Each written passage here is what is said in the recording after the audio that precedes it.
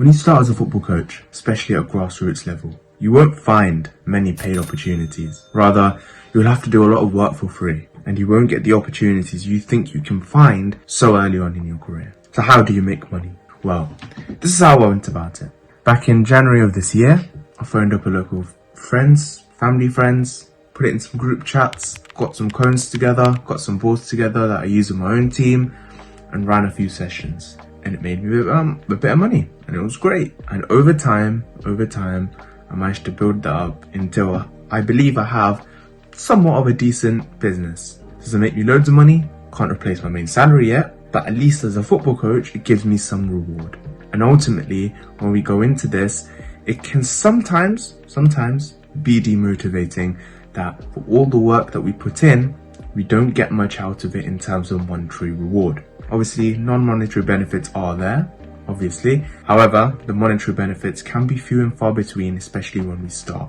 So today, the focus is going to be how we can monetize our football coaching and how we can start a football coaching business. Now, what do I mean by this? I mean private hire, one-to-one, those sorts of things. How can you run those sessions? What do you need to do?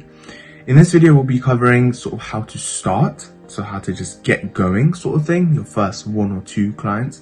And if you follow this video, then for sure you would be able to do that. Now, the first thing, which is essential, is your qualifications. Now, you don't need anything too fancy. You don't. The only thing you need is your DBS, enhanced DBS, especially in the United Kingdom. This is where the perspective I'm talking from. You need your enhanced DBS, will be somewhere on the screen here. You need your FA safeguarding, which will be again somewhere on the screen here. Your FA first aid, you need to do that. If you're working with a grassroots club, they should usually pay that for you. So those 3, I'd say, the most essential. After that, you can do your before your level 1 qualification, the playmaker course, you can do that.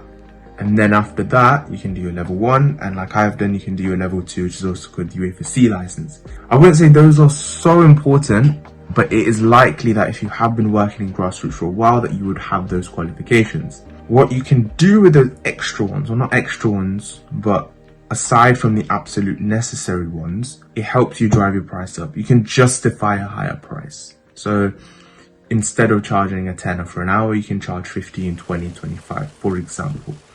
As you're starting off, costing wise, you don't have, pricing wise even, you don't have the scope to be charging what a lot of one-to-one private hire coaches charge, which is 30 to 35 to 40, 50 pound an hour. We don't have that scope yet. So forget that. It's not going to happen. So where do we start?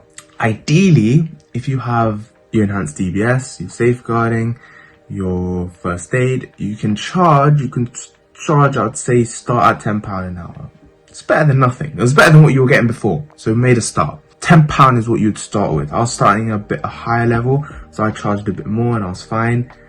But £10 is where you want to start. Now, if you want to get that higher per hour, then what I would say is maybe have a group of 2 or 3 kids and maybe charge them £5 or £8. And now you've got a bit more coming in per hour, which is cool. Perfect. However, to start off with, per person, 1-to-1 hour, I'd say £10 is where you need to start in terms of pricing, because you'd get more people coming in and it would be more affordable, and also it allows them to build a rapport with you. So you can use those as testimonials, and then you can use that to get more and then charge the others more, for example. If you have a higher rep, it's all supply and demand. Okay, it's all supply and demand. If your supply always stay the same, I only have 24 hours in a day, but the amount of people that want my time can grow, and it can infinitely grow, right? So the more it grows, the more I can raise my price. Quite simple. So that, in terms of pricing, start low. In terms of qualifications, those are the 3 you need: safeguarding, first aid, and your enhanced DBS. A lot of those you don't have to actually pay for yourself, even though they cost, because usually, and I'm saying usually lightly, is that your grassroots club should be paying for those. More often than not, they should, but sometimes in the odd case, you would have to pay for it yourself. So that's something you'd have to take into consideration. Now, let's move on to the most important thing, is how to sort of land your first client, your first kid, your first person. How do you get that?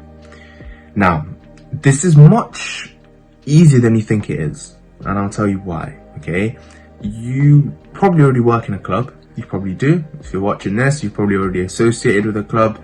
You maybe run a team for them. You're already in a club, so you're already around your target audience. Brilliant. Secondly, you might be a parent yourself and you have kids that go to school. Your target market. Thirdly, you might have your current team, your target market. So 3 already. And if you're younger like me, then your parents might have group chats of parents of school kids. Again, your target market. So 4 examples there, or 3 even, of your target market. And out of those, you can get your first client very easily. So the way you're going to do this is you can go to your club and say, look, this is an alternate option. This is what I'm providing. It's at low cost. And if a parent wants a bit more specialist support outside the team, then this is where they can come. Sounds good.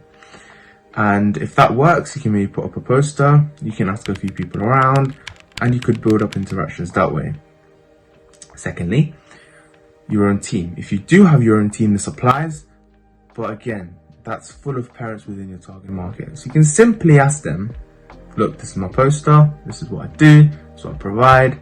If your kids need some support outside of this time, we can do it at a low cost, £10, £8, whatever you're starting off with, your base. And you could probably charge that a bit more because those are parents that already have a rapport with you. They already know you. You're already good at what you do. So you could charge a bit more. Or at least if you charge less, you already know the child, it makes it much easier for you to run the session, plan the session, etc, etc. Okay, so those are the first 2. The third one is use your local network. That's going to be the best way, number 1 way. Not social media, no ads, none of that also fancy shit that we talk about online. That will come, yes. But to get your first 1 or 2, which is what the purpose of this video is, 1 or 2, your first 1 or 2, this is how you're going to do it. Your local network. So if you're younger like me, ask your parents. They'll be in group chats with parents. Ask them to put it in those group chats. Because your parent or yourself, if you're in those group chats, you already have a rapport with those parents. Those parents already know you. They know you know you have a child yourself. They know what school your kid goes to or you go to, for example. They know these things. So for me, I think that's probably one of the best ways to get it, because the rapport's already there, trust will already be there, and there'll be someone within there who needs football coaching. So your local network will probably be the biggest thing, I would say. The biggest thing is going to help you, and that helped me get my first 1 or 2, and it keeps getting me clients today. The other one which I'm going to talk about, bonus tip, is have your flyer. So again, we can go through how to make a flyer in another video, but it's not the most difficult thing. You can ask AI or whatever to do it nowadays. So you have your flyer, probably has a number, QR code, whatever, your email address. Stick it up in parks. Stick it up in parks if you can. Ideally not on like trees and stuff, because it's not great for the environment and you might get a fine or whatever, but you have notice boards outside parks, put it up on there. I've got a couple of clients that way. It's more of a hit or miss. Sometimes it'll work, sometimes it won't, but it's a good way. It's a quick and easy way to just get started. Have your name out there, even before you have to start worrying about social media and ads and whatever. Okay, so those are the ways that I've mentioned. Best ways to get started in a football coaching business. It's been to the point. I've not waffled, and this is the best way. If you just follow everything in this video, guaranteed you will land your first 1 or 2. So thank you guys for watching. If you guys do private coaching, leave it down below. What other tips do you have? Let's help each other around here. Thank you for watching.